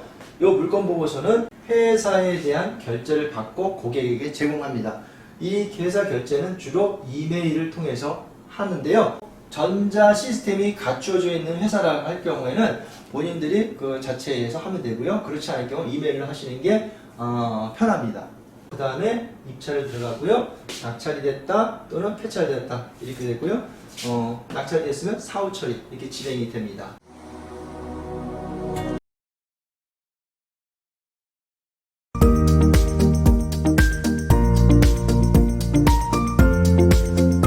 자, 이번에는 물건 보고서 작성 방법을 보겠습니다. 물건 보고서는요, 경매 컨설팅 의뢰한 물건에 대해서 담당자가 서류로 정리해서 고객에게 제공하는데요. 경매 컨설팅 보고서라고도 합니다. 컨설팅의 보고서는 필수예요. 필수. 보고서 없는 컨설팅은 사실상 없다고 해도 과언이 아니죠. 보고서의 양은요, 한 장이 될 수도 있고 100장이 될 수도 있고 그 이상도 될 수 있습니다. 보고서 양이 많다고 해서 반드시 좋은 보고서라고 할 수는 없습니다. 자, 고객의 요구사항과 본인의 역량에 맞춰서 필요한 내용으로 적절히 작성하면 됩니다. 꼭 한 장짜리라고 해서 그것이 뭐 보고서가 형편없다 이런 게 아니고요. 내용이 꼭 고객에게 필요한 내용만 쏙쏙 들어가서 요약 정리되어 있다면 그것이 가장 또 좋은 보고서가 되는 것입니다. 그래서 이 보고서는 말씀드렸지만 고객의 요구사항과 본인의 역량에 맞춰 필요한 내용을 적절히 작성하면 됩니다. 양은 한 장이 될 수도 있고 100장이 될 수도 있고 그 이상도 될 수 있습니다. 자, 그럼 경매 물건 보고서는요, 어떤 식으로 작성하냐면 권리 분석, 물건 분석, 예상 낙찰가를 작성한 문서로서 특별한 양식은 없습니다. 물건과 사안에 따라 내용과 양이 달라집니다. 그래서 저희 두리 옥션에서는 기본 양식과 작성 순서 기준이 있습니다. 기본 폼을 기준으로 자유롭게 보고서를 작성하시면 됩니다. 자, 보시면 물건 보고서 작성 순서 경매 컨설팅을 의뢰받고요. 의뢰비를 받았습니다. 그리고 계약서를 작성했습니다. 그러면 이 물건에 대해서 현장 조사를 나가고 보고서를 만들어야 되겠죠. 그 보고서 작성 순서에 대해서 말씀을 드리겠습니다. 첫 번째로 권리 분석 보증서가 들어갑니다. 해당 물건에 대한 권리 분석에 대해서 보증을 해야 된다는 보증서고요. 한 장짜리로 되어 있습니다. 보시면 이렇게 되어 있습니다. 권리 분석 보증서. 권리 분석의 대상, 이렇게 사건 번호, 용도 이렇게 쭉 있죠. 요거는 물건마다 내가 박스는 그대로 두고 입력만 하면 돼요. 쓰면 돼요. 이 폼을 갖고. 그리고 요것도 마찬가지로 말소기준 권리, 그 다음에 임차할 권리, 있음 없음. 그리고 물건 보고서, 물건 표시. 해당 물건이 뭔지 경매 물건을 요약하고요. 물건 사진, 그 다음에 내가 물건면에서 현황 조사서. 요것이 이렇게 들어갑니다. 그 다음에 3번 권리 분석, 권리 분석에 대한 내용. 그 다음에 4번 물건 분석에 대한 내용. 물건 분석에는 일단 뭐 시세. 이 시세에는요, 일반 부동산에서 말하는 시세가 있고요. 국민은행에서 나오는 시세가 있고, 실제 거래된 국토교통부에서 거래된 실거래가를 기준으로 이렇게 적습니다. 그 다음에 낙찰 사례와 낙찰 통계. 그 다음에 투자 가치 분석. 이 물건이 개인적으로 개발 계획이 있고 투자 의견이 이렇다. 굉장히 좋아 보인다. 아니면 이 물건에 대해서는 그다지 좋아 보이지 않는다. 뭐 이런 투자 가치 분석 의견을 적습니다. 그리고 5번째 비용. 해당 물건을 취득할 때 들어가는 비용이죠. 취득세, 세금, 그다음에 명도할 때 명도비, 컨설팅 수수료, 기타 비용이 있으면 뭐 수리 비용이라든지 이런 비용이 있으면 적습니다. 그다음에 끝으로 예상 낙찰가. 예상 낙찰가 이 물건에 대해서는 총 이러이러 분석을 해서 예상 낙찰가는 이 정도로 될 것 같습니다. 라고 적습니다. 자, 위 순서는 주거용 물건 보고서 기준이고 물건에 따라 해당 내용이 없거나 필요 없는 부분은 빼고 필요한 부분이 있다면 추가하면 됩니다. 이 순서대로 꼭 하지 않으셔도 되고요. 이 폼을 기준으로 그대로 쓰셔도 돼요. 그래서 이걸 필요한 부분은 또 넣으실 수 있고 필요 없는 부분은 빼실 수도 있어요. 그래서 이 내용을 기준으로 보시면 되고요. 샘플로 보고서를 한번 보여드리겠습니다. 자, 첫 번째 권리분석 보증서. 물건 보고서, 물건에 대한 부동산 표시 다 나와 있죠? 부동산 표시, 그 다음에 물건에 대한 사진, 물건의 사진, 여기에 대한 물건에 대한 매각 물건 명세서, 현황 조사 보고서. 자, 그리고 세 번째 권리 분석을 해드립니다. 권리 분석, 권리 분석에 대한 이렇게 등기부상의 인수 권리가 있다 없다, 임대차 관계는 어떻다, 그 다음에 기타 어떤 매각에 대한 포함이다, 포함되지 않는다 이런 내용이 있고. 물건 분석을 보면 물건 분석은 자 해당하는 물건에 대한 시세, 일반 시세, 부동산들에서 매매가가 한 6억 이상 보고 이렇게 매물 나와 있는 거는 몇 동에 얼마가 있더라, 전세는 얼마고 전세 매물이 얼마가 있고 전세가 없더라, 뭐 이런 내용들. 그 다음에 KB 시세, 실거래가는 최근 거래된 건 얼마더라 이렇게 적어주면 좋을 것 같고요. 그 다음에 낙찰된 사례, 해당하는 물건에 대해서 얼마 정도의 낙찰이 되었고 최근 낙찰된 사례는 뭐가 있다 이렇게 보여드리는 것이 괜찮습니다. 그리고 이제 투자가치 분석, 개발계획, 투자의견. 이 물건이 지금 투자가치 분석이 해보니까 개발계획이 있어가지고 앞으로도 계속 가치가 상승할 것 같다. 뭐 이런 내용들. 그리고 투자가치에 분석한 개발계획에 대한 내용들이 있다면 여기서 같이 한번 넣어주면 좋겠죠. 자, 이렇게. 그리고 다섯 번째, 비용. 이 물건을 취득할 때 들어가는 비용을 설명을 드리는데 해당하면 세금이 들어가는 취득할 때 취득세 얼마 들어가냐. 뭐 낙찰가에 들어가는 비용이 있는데 면적이 크거나 이런 경우 금액이 높으면 취득세가 더 달라지고요. 그 명도비는 해당 물건을 내보낸다고 할 때 명도비가 얼마 정도 들겠다. 보통 이사비 정도로 해서 얼마 주는데 안 돼갈 때는 강제집행 내는데 강제집행 비용을 가지고 보통 예상가로 적으시면 될 것 같습니다. 강제집행 경우에는 보통 쉽게 계산해서 실평당 10만원씩 보면은 눈알 것 같습니다. 그리고 컨설팅 수수료는 여기다가 이렇게 적어주고요. 비용에 대해서 항목이 끝났습니다. 그 다음에 예상 낙찰가. 예상 낙찰가는 내가 이러이러 고려해서 권리 분석과 뭐 이렇게 물건 분석을 보니까 이 정도 들어올 것 같고 이 정도는 낙찰될 것 같더라. 보면 이렇게 적어주고요. 종합 의견 쭈쭈쭈 적으면 좋고요. 없으면 안 적으셔도 괜찮습니다. 그리고 입찰 준비물에 대해서 간략히 적어드려요. 준비할 때 보증금이 10% 준비하고 그다음에 신분증 도장 있고 본인이 못 온다 그러면 인감증명서하고 인감도장을 준비해와라.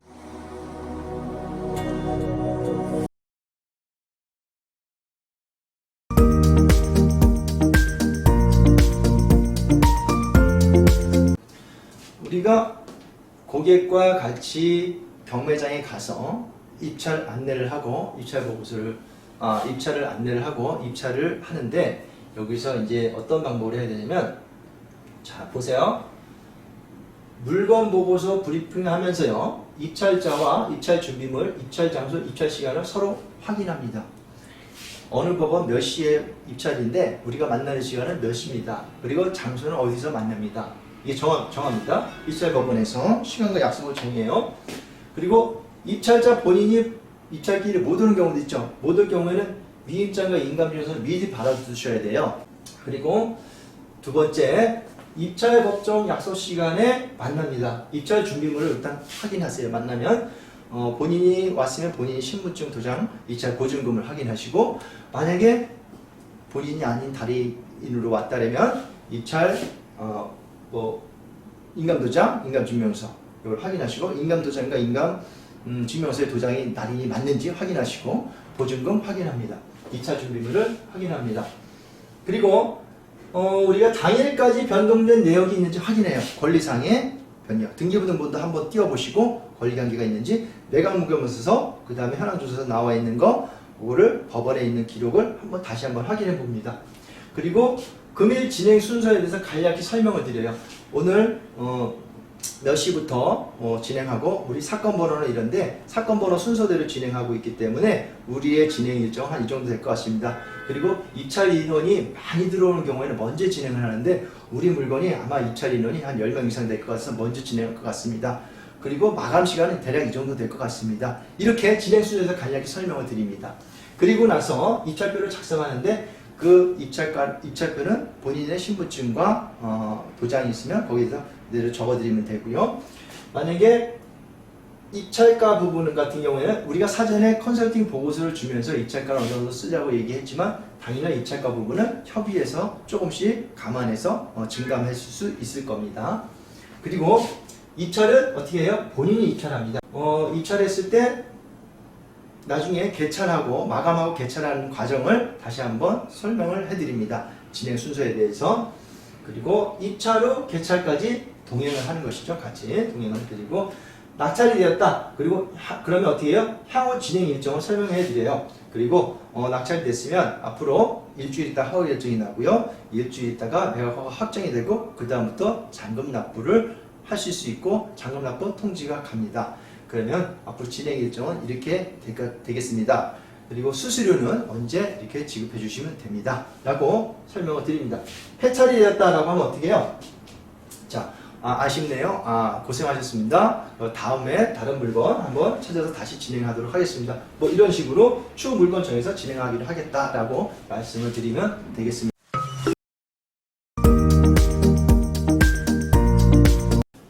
자, 이번 시간에는 고객 유입 방법에 대해서 보겠습니다. 목차를 보면 마케팅, 광고죠. 광고 유형과 효율적인 광고. 그 다음에 TM과 고객 관리 방법. 세 번째 DM에 대해서 알아보겠습니다. 경매 컨설팅을 하기 위해서 고객을 유입하는 방법에는요, 여러 가지 있겠지만 제일 중요한 게 광고죠. 광고. 이게 이제 마케팅이라고도 이제 하는데, 이 광고를 통해서 고객을 유입을 시킵니다. 줄여서 경매 컨설팅 업무 일반 이렇게 보면 고객을 확보를 하고 그 다음에 물건을 확보를 하고 그 다음 컨설팅 계약이 이루어지죠. 자, 고객이 있고 고객이 찾는 물건이 일치가 되면 물건이 확보가 된 거고요. 그러면 여기에서 컨설팅 계약이 이루어지고 여기에서 우리가 또 나가서 입찰을 하고 또 이제 낙찰이 돼야 되는 과정이 필요합니다. 그래서 일단 고객을 확보하기 위해서는 일단 광고를 통해서 유입을 시키고요. 광고를 통해서 유입한 고객을 우리가 기속적으로 관리를 하는 거죠. 회원 관리를 하게 됩니다. 이 광고는요, 여러 가지 방법이 있지만 TM, 뭐 전화 마케팅이나 DM, 우편 발송 등을 통해 광고나 또한 블로그, 인터넷 블로그, 또 온라인을 통해서 여러 가지 그 광고 매체를 통해서 우리가 이용을 해볼 수가 있습니다. 그리고 또 오프라인 통해서 온라인이 아닌 오프라인 통해서도 할 수가 있습니다. 그래서 이런 고객 확보를 하고 그 다음에 우리가 원하는 물건을 경매 물건은 정해져 있죠. 찾아서 물건을 찾는데 어떻게 찾냐면 물건 찾기 유료 사이트를 이용하죠. 우리가 유료 사이트를 하나는 꼭 보라 그랬습니다. 그 보시고 그 유료 사이트와 대법원 경매 정보 사이트를 같이 병행해서 보시면서 물건을 찾습니다. 그리고 이런 고객 확보와 물건 확보를 통해서 컨설팅 계약이 이루어지고 입찰을 통해서 낙찰이 된다. 고객 확보를 위해서는 광고가 필요합니다. 이 광고 방법에는 어떻게 하냐면 이 유형을 보면 경매 컨설팅에서 광고는 크게 온라인 광고, 인터넷 광고죠. 그와 오프라인 광고로 구분해 볼 수가 있습니다. 온라인 광고는요, 주로 여기 보시면 경매 컨설팅을 하기 위한 경매 홈페이지를 제작하는 경우가 많고요. 또 개인 블로그를 이용하고 또 경매 카페를 이용하는 경우가 많습니다. 그리고 SNS 이용을 해서 카카오톡, 카카오스토리, 페이스북, 네이버 밴드를 통해서도 이런 광고 활동을 할 수 있습니다. 그리고 기타 키워드 광고, 네이버나 다음 이런 키워드 광고를 통해서 이용을 하고요. 또 포털 인터넷 광고 등을 또 이용하고 있습니다. 그리고 네 번째로 이제 유료 경매 사이트 가맹점으로도 이제 이용하는데 주로 유료 경매 사이트에서는 지지 옵션, 구독 옵션, 부동산 테일이 있습니다.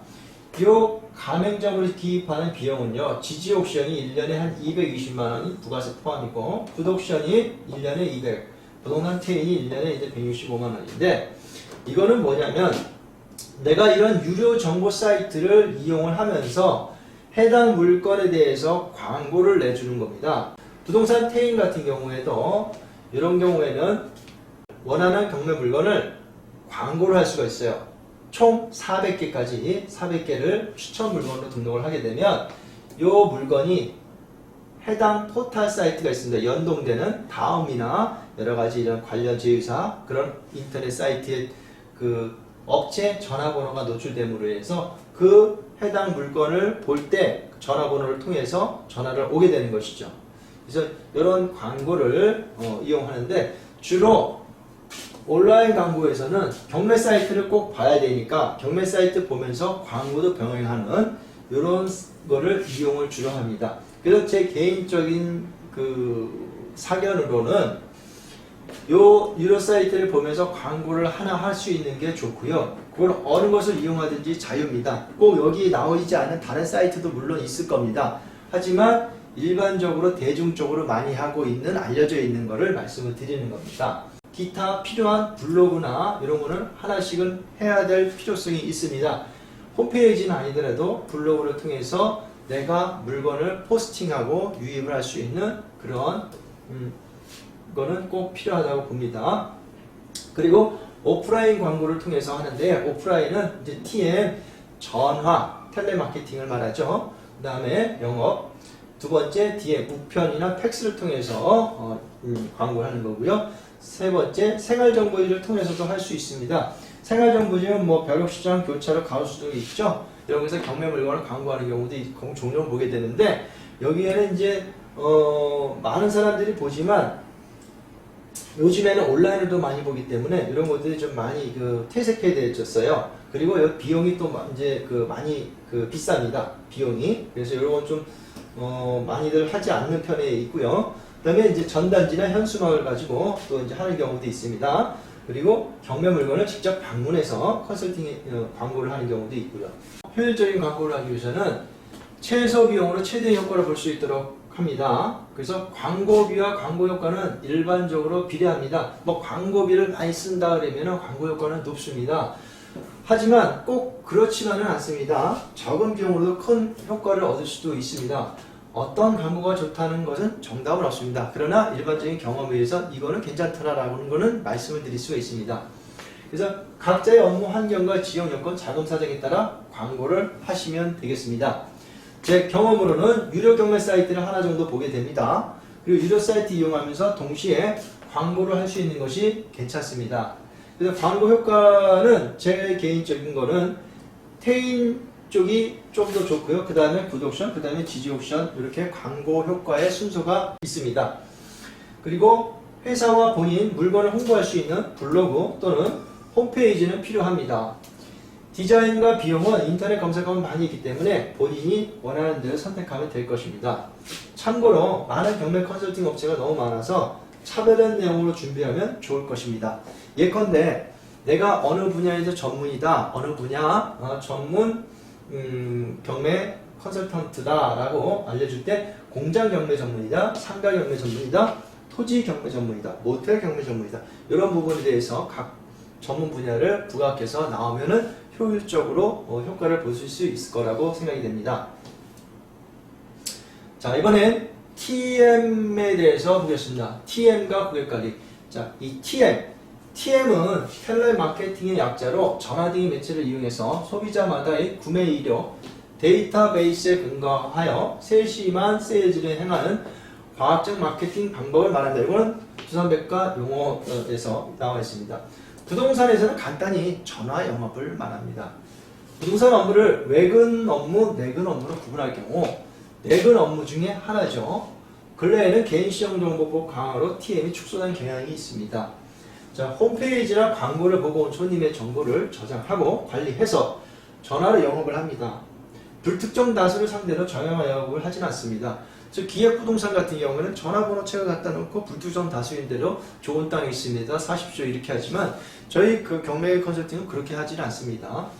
고객을 유입하는 거는 고객을 광고를 통해서 보거나 내가 홈페이지를 만들었을 때 홈페이지 회원 가입한 손님을 대상으로 우리가 회원 관리를 통해서 TM을 하고 있습니다.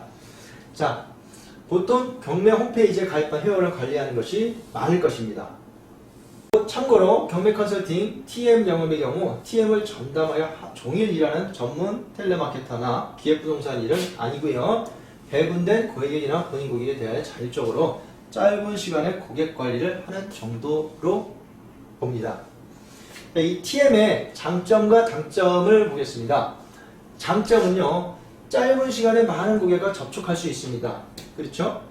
이 사람 저 사람 만나지 않고 우리가 고객에 대한 관리한 이력을 보면서 짧은 시간에 필요한 내용으로 전화를 할 수가 있습니다. 그 시간을 절약하고 고객의 성향과 구매 의사를 어느 정도 빨리 파악할 수가 있습니다.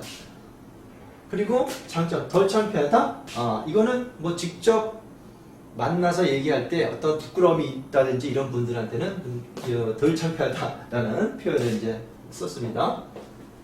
그리고 단점으로는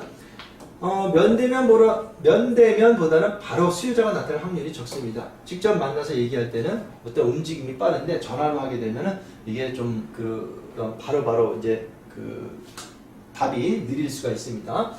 그리고 간혹 막말하거나 불친절한 손님으로 마음에 상처를 입을 수도 있습니다. 그리고 전화를 했는데 됐다 뭐 이런 식으로 반말 겸 심지어 어떤 분은 이렇게 막 욕설도 하는 분도 있을 수 있어요. 아주 드물게 있습니다. 그런 경우에는요, 우리가 마음에 상처를 입을 수가 있어요. 하지만 네? 불친절하거나 막말하는 손님들. 하지만 이런 경우는 어떻게 돼요? 잠재 고객으로 나중에 필요시 또 연락이 오기 때문에 관리는 필요하다. 뭐 막말하고 심절한 사람은 그냥 놔두시면 돼요. 안 하면 돼요. 안 하면 되고, 나중에 좀 관심 있다 또 이런 분들은 나중에 다시 연락이 와서 또 이제 이어지는 경우가 있습니다. 그래서 관리가 필요하다. 이런 거를 이제 상처 입지 말라고 미리 말씀드리는 겁니다. 자, TM 고객 관리 방법은 어떻게 하냐면요. 고객 관리의 경우 홈페이지 회원 관리 프로그램에서 관리하는 경우도 있고요. 자체적으로 엑셀 등 수기로 관리하는 경우도 있을 것입니다. 본인이 할 수 있고 편한 것으로 관리하면 돼요. 내가 홈페이지가 있으면 회원 관리 프로그램에 의해서 관리하시면 되고, 그렇지 않으면 내가 이게 불편하다면 내가 엑셀이나 뭐 컴퓨터나 아니면 일반 노트를 통해서 회원 관리들을 쭉쭉 이렇게 하실 수 있어요. 관리 방법, 고객 중 관심 고객과 무관심 고객, 또 계약 고객으로 구분하고 관심 고객을 세분하여 관리한다. 자, 고객은 관심 고객이 있고 무관심 고객이 있을 거예요. 그리고 또 계약한 고객이 있을 거예요. 이 세 그룹으로 분리해서 이 관심 고객을 또 분리를 합니다. 관리 방법은 여기 있는 방법을 그대로 해도 되고요. 나름대로 기준을 세워서 또 하셔도 됩니다. 계약 가능한 손님을 일단 선별합니다. 추려야 되겠죠. 고객의 관리 등급을 정해놓습니다. 자, 멘트를 우리가 여기다 샘플로 적었는데 참조를 해보시면 돼요. 본인에게 적합한 나름대로의 멘트를 미리 준비하면 좋습니다. 처음에 버벅거려도 하다 보면 늘고 자신감이 중요합니다. 신규 가입 회원이 있고요. 기존 가입 회원들, 가입하고 계속 관리해도 그냥 방치한 관리들이 있을 거예요. 회원들이 있을 거예요. 그리고 갑자기 경매 문의 온 손님들이 있을 거예요. 그리고 이런 부류가 있을 텐데, 자, 신규 가입 회원 같은 경우는 어떻게 했냐면, 자, 안녕하세요. 함께님 되시죠? 저희 드리옥션 홈페이지에 회원 가입되어 있어서 안내 전화 드렸습니다. 혹시 찾으시는 물건이나 경매 관련 궁금하신 건 없으세요? 있다 그러면은 여기 내용을 이렇게 적으시고, 없다라고 하면 여기에 대한 진행을 하시면 됩니다. 다음에 또 그럼 또 연락을 드리도록 하겠습니다. 이렇게 마무리를 하시면 되고요. 그리고 기존 가입 회원은 가입은 상담 내용을 보면 나와 있죠. 그 상담 내용에 대해서 이 사람은 몇 월 며칠 날 어떻게 통화해서 이런 내용으로 통화를 했다. 그러면 그런 관심 물건들이 있다 라고 할 때는 그 물건에 찾아주는다든지 아니면 이런 사람들에게는 또 이렇게 상황에 맞게 상담 관리를 하면 되겠죠. 그리고 정기적인 관리 문자, 메일, 안내 문자를 보내는 거나 안내 메일을 통해서 정기적으로 이렇게 보내시는 것도 관리 방법입니다. 그리고 경매 문의원 손님, 내가 광고를 냈는데 그 광고를 통해서 이제 전화가 올 수 있죠. 그 해당 물건에 대해서. 그러면 그 물건에 대해서 상담해 줍니다. 그러면 말씀을 드렸죠. 일반적으로 기본 상담으로 관심을 줍니다. 그리고 자세한 것은 어떻게 해요? 의뢰받고 알려드립니다. 그래서 의뢰 주시면 조사 분석하여 알려준다. 이런 게 기본 내용으로 깔리고 상담을 하시면 됩니다. 자, 많은 것을 알고 알려줄 필요는 없다 그랬어요. 경매 문의원 손님 이렇게 진행하면 되고요. 자, 고객 유형을 보면 고객 유형 컨설팅이 필요한 사람이 있고요. 컨설팅이 필요하지 않은 사람이 있습니다. 그리고 경매를 배우고 싶은 사람이 있습니다. 이런 사람은 어떻게 관리할까? 컨설팅이 필요한 사람은 일반형과 짠돌형이 있어요. 그냥 뭐 필요한데 이렇게 수수료 주고 이렇게 하지 이런 분이고, 짠돌형은 어떻게든지 수수료를 안 낼까, 어떻게 하면 수수료를 아낄까 이런 분들이 있어요. 상담하다 보면 이런 분들은 어떻게 해요? 그냥 수수료를 서로 조율해서 진행하시면 돼요. 서로 조율해서. 그리고 컨설팅이 필요하지 않은 사람이 있어요. 저번에 구경꾼, 탐색자, 경쟁사 이렇게 있어요. 그냥 이렇게 구경하는 사람이 있어요. 홈페이지를 통해서 오시는 분들. 그 다음에 탐색자, 이렇게 그냥 뭐 여기는 뭐 어떤가 이렇게 보는 거죠. 물건이 뭐 있나, 아니면 뭐 다른 데하고 좀 비교 좀 해볼까 이런 식의 있고, 경쟁사. 그럼 경쟁업체들이 와서 여기 회사는 어떤 식으로 운영하나 이렇게 볼 수 있어요. 그래서 서로 경쟁을 통해서 우리 또 이렇게 해야 되겠다 뭐 이런 것들을 탐색하기 위해서 오는 분들이 있죠. 이런 분들은 어떻게 해야 돼요? 관리를 그냥 내버려 두세요. 관리를 안 하셔도 돼요. 관리하고, 만약에 이분들을 통해서 어떻게 내가 서로 필요한 거를 주고 내가 필요한 것을 받을 수 있는, 윈윈할 수 있는 것이라면 그걸 또 이어가서 생각해서 진행하시면 되고요. 그리고 경매를 배우고 싶은 사람도 있을 거예요. 이 고객에는 또 내가 재테크를 배운 사람이 있고, 아니면 내가 여기에서 지금 우리 공부하는 것처럼 컨설턴트로 일해서 경매를 내가 컨설팅 해주고 싶은 이런 사람, 컨설턴트 일해보고 싶은 사람, 이런 사람도 있을 거예요. 이런 사람들은 어떻게 해요? 내버려 두시고 여기서 필요하면 뭐 서로 간에 윈윈 할 수 있는 거를 하시면 될 거예요. 자, 상담 방법은요, 말씀드렸지만 일반적인 기본 상담으로 관심을 주고 자세한 것은 의뢰 주시면 조사 분석하여 알려준다. 이렇게 말씀드리는 게 기본입니다. 자, 전화를 해봤더니 아래와 같은 유형의 사람이 있다. 해당 유형에 대한 고객 평가를 합니다. 고객 평가. 계약 고객. 계약한 고객 있죠? 네. 평가. A. 찾는 물건이 있는 사람. B. 경매 관심이 있는 사람. 미관리, 경매 관심이 없는 사람. 이렇게 유형을 구분해요. 그러니까 내용은 어떤 사람이 A냐, 찾는 물건이 있는 사람. 예를 들면 특정 물건을 찾는 거예요. 이 사건 번호를 찍어서 이 물건에 대해서 관심이 있다. 아니면 내가 어느 지역에 있는 아파트 물건을 나옴을 하고 싶다. 어느 지역에 있는 토지를 하고 싶다. 얼마의 금액이 있는데 이 금액에 맞는 물건을 한번 찾아달라. 이런 물건 있죠. 이런 거 찾는 물건인 사람. 이거는 가능성이 높은 고객이죠. 그러면 A. 그 다음에 B. 경매 관심 있는 사람. 그냥 관심은 있고 구체적이지 않고 그냥 보는 중이다. 이런 사람 있죠. 나 관심은 있는데요. 뭘 아직 할 건 아니고 지금 뭐 하게 되면 연락드릴게요. 뭐 이런 사람들 있죠. 네, 경매 관심 있는 사람은 B예요. 그러니까 미관리. 경매 관심 없는 사람. 됐어요? 관심 없어요? 이런 분들 있죠. 미관리. 그냥 놔두시면 돼요. 이렇게 구분해서 내가 어떻게 해야 돼요? A, B를 해서 B를 A로 만들고 A를 계약 고객으로 만들어야 되겠죠. 이렇게 올라가는 거예요. 위협으로. 자, 이번에는 DM을 보겠습니다. DM이란 다이렉트 마케팅의 약자로 직접 마케팅을 말합니다. 부동산 경매에서 DM 영업을 한다라고 할 경우에는 보통 우편 발송 영업을 말하죠. 경매 진행 중인 이해관계인에게 안내문을 전달, 우편 발송하거나 직접 가서 전달하는 거, 고객을 확보하는 방법입니다. 대상은 경매 절차의 이해관계인으로서 주로 경매 진행 중인 누구? 소유자, 채무자, 임차인입니다. 발송 주체는 컨설팅 업체, 변호사, 법무사, 공인중개사가 주로 될 것이고요. 금융업체에서도 보냅니다. 취하 자금을 내가 해주겠다. 경매, 경락 받으면 경락자금도 대출해주겠다. 이런 것들. 이와 비슷한 방법의 팩스 DM도 있습니다. 우편으로 발송하지 않고요. 팩스로 보내기도 합니다. 팩스로. 팩스 DM은 주로 이해관계인 외에 누구? 실수요자, 투자자, 중개사무소를 대상으로 이용하죠. 자, 이런 물건들이 나와 있습니다. 라고 해서 자, 보시고 괜찮으시면 연락 주십시오. 컨설팅을 해드리겠습니다. 이런 거죠. 그래서 예를 들면 공장 경매 물건이 쭉 있어요. 아, 이런 물건인데 공장을 필요로 하는 공장지대에 있는 사무소, 공장에 있는 기업체들한테 팩스를 보내는 것이죠. 그럼 그 기업체에서 공장 경매 물건을 딱 보고 팩스로 왔는데 우리가 임차하고 있는데 이번 기회에 사업을 하나 마련해볼까? 아니면 하나 뭐 이사를 갈 때가 됐는데 이제 경매를 하나 살까? 이런 경우가 있겠죠. 해당 지역 물건을 보내면 더 관심이 있겠죠. 그런 식으로 팩스 DM 하는 방법도 있겠습니다.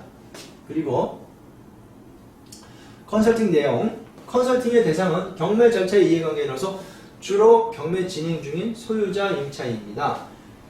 자, 이 경매 절차의 이해관계인은 누구냐? 경매 기록, 열람, 복사할 수 있는 이해관계인을 포함합니다. 경매 신청 채권자, 채무자 및 소유자, 등기부상의 채권자, 그 다음에 등기부의 채권자, 낙찰자, 이런 사람은 경매 절차의 이해관계인이라고 하고 있습니다. 이런 이해관계인에 대해서 우리가 컨설팅을 해준다고 보시면 되겠습니다. 자, 컨설팅 해줄 때 소유자를 먼저 보면요. 소유자의 경우엔 여러 가지 유형이 있을 수 있겠습니다.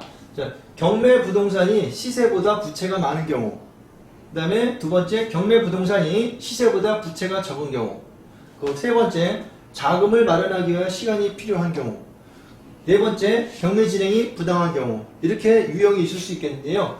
자, 첫 번째 경매 부동산이 시세보다 부채가 많다.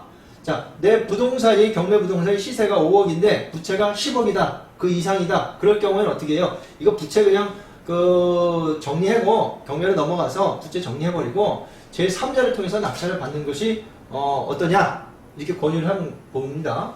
그러면 제3자를 통해서 낙찰을 받을 경우에는 채무자는 본인이 낙찰을 받을 수가 없습니다. 입찰을 할 수가 없고요. 제3자를 통해서 제3자는 주로 이제 가족이 될 것 같은데요. 뭐 배우자나 뭐 자녀, 직계존비속, 친척들이 될 수 있겠죠.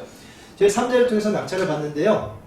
이때 받을 때는 입찰보증금 10%만 준비하시고 나머지 한 80%는 대출을 통해서 이제 그 잔금을 납부하면 되고, 실제로 경매를 당해서 딴 집으로 이사 간다고 할 경우에 그거 새로 얻어갈 때는 뭐 전세나 임대 월세로 얻어야 되는데, 그러한 월세를 낸다고 할 때 그런 비용보다는 차라리 이 대출을 받아서 이자를 내는 게 훨씬 더 저렴하다. 그리고 내가 이 보금자리를 제3자를 통해서 지킬 수 있다는 그런 또한 장점도 있다. 그래서 부채를 정리하고 제3자를 통해서 낙찰을 받는 것을 컨설팅을 해드릴 수 있고요.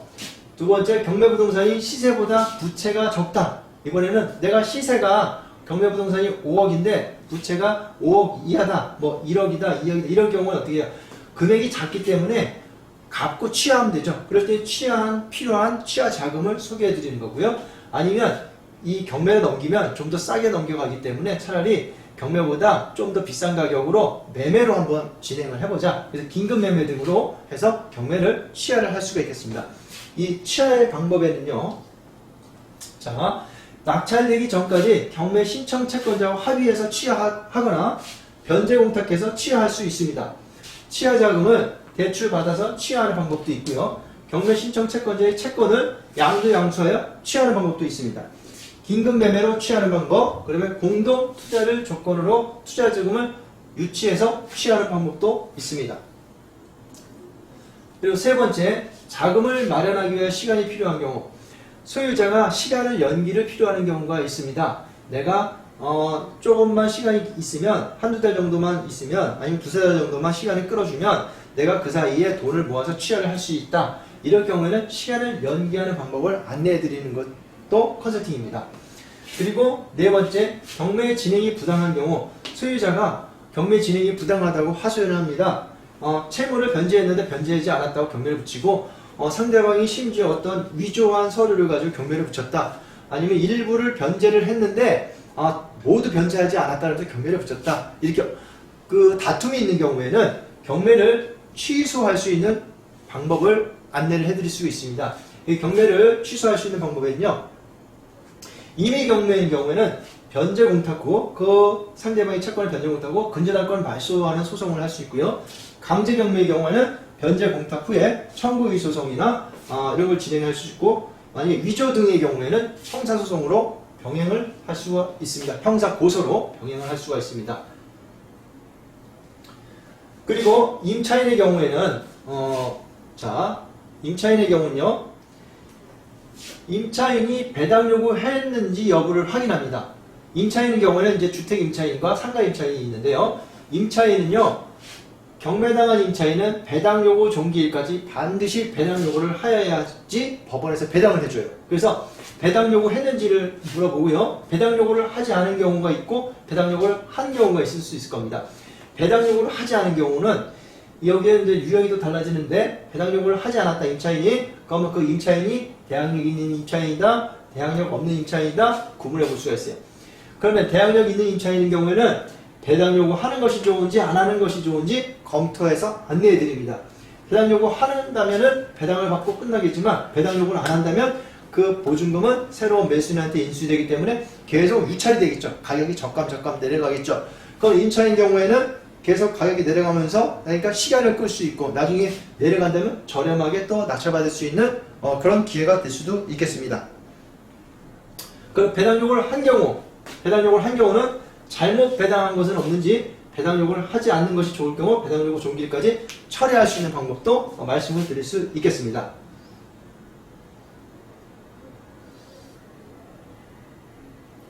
그리고 임차인의 경우 낙찰받을 의사가 있는지를 확인합니다. 낙찰받을 의사가 있다 그러면 임차인 명의로 낙찰받고 상계 신청을 합니다. 상계는 내가 받을 돈에 대해서, 낙찰 대금에 대해서 대신 납부하는 거죠. 그래서 임차인의 보증금을 제외한 나머지 금액만 법원에 납부하고요. 또는 100% 잔금 납부 후 배당을 받을 수도 있습니다. 보증금을. 그리고 낙찰받을 의사가 없다 그러면 낙찰받는 것이 좋은지 안 좋은지 검토해서 안내해 드린 겁니다. 그리고 세 번째, 임차인이 수리 및 공사를 하여 비용을 지출한 경우 유치권 주장 방법 검토를 안내해 드리고요. 네 번째, 예상 배당금 검토 안내하고, 보호받지 못하는 임차인의 명도 대처 방안.